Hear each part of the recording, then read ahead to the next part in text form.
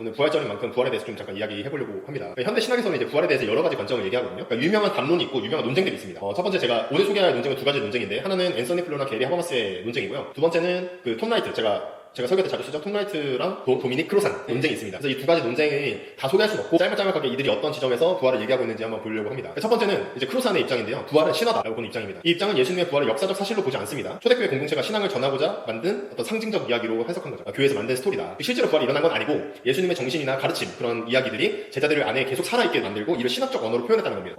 두 번째, 이건 앤서니 플루 이야기인데요. 부활에 대해서 초자연적인 주장을 받으려 왔다. 이거는 우리가 쉽게 생각하는 거죠. 죽은 사람이 다시 살아났다는 주장은 인간 경험에 비춰볼 때 이건 불가능한 것입니다. 그리고 특별히 어떤 강력한 증거가 필요하잖아요. 근데 증거가 없이는 믿을 수는 없다고 합니다. 특별히 앤서니 플루가 그런 입장이 있습니다. 앤서니 플루는 강력한 증거주의 입장을 보이거든요. 그러니까 어떤 결과가 나타났을 때 그것의 원인이나 증거가 발견되면 그것을 믿을 만하다고 얘기합니다. 근데 그는 이제 생전 무신론자였었고요. 부활의 역사적 사실을 받아들이기 위해서는 필요한 수준의 증거가 없다고 얘기했습니다. 부활 이야기보다는 제자들이 착각을 했거나 이야기의 전승에 따라서 오류가 생긴 것이 아니냐라고 얘기하고 있습니다. 자, 이게 이제 앤서니 플루 이야기였고요. 세 번째, 부활은 신앙적인 해석이다. 신앙적인 해석이다. 이 입장은 부활의 단순히 신화나 환상으로 보진 않고요. 그렇다고 실제로 일어난 역사적 사건이라고도 보지 않습니다. 부활은 뭐냐? 제자 공동체 안에서 예수님의 삶과 죽음이 새롭게 해석되어지고 받아들여진 신앙의 어떤 고백이다. 신앙의 고백이다. 즉 제자들은 예수님의 죽음 속에서도 하나님의 승리를 맛보았고 이를 예수님이 살아계신다는 신앙으로 표현한 겁니다. 근데 자유주의 신학자들 가운데 많은 사람들이 이것에 해당되고 있습니다. 우리 이 설교 투로 얘기하면은 여러분 자리에서 문제가 파도처럼 밀려오고 할 때 여러분 우리 예수님이 우리를 위해서 부활하신 것을 기억하십시오. 그리고 우리도 부활할 겁니다. 그러니까 여러분들도 그 문제 앞에서 부활하십시오. 이렇게 얘기하는 이제 그게 이제 신학적 해석이다라고 보는 입장. 자, 이제 톰 라이트 네 번째 입장입니다. 부활은 역사적 사건이다. 실제 역사적 사건이다라고 보는 입장입니다. 이 입장은 부활의 상징이나 해석이 아니라 실제로 예수님이 죽음을 이기고 육체적으로 다시 살아났음을 이야기하고 있습니다. 그걸 믿습니다. 빈 무덤, 그리고 부활하신 예수님이 만난 증언들, 그리고 제자들의 급격한 변화와 초기교회의 탄생은 어떤 단순한 심리적 착각이나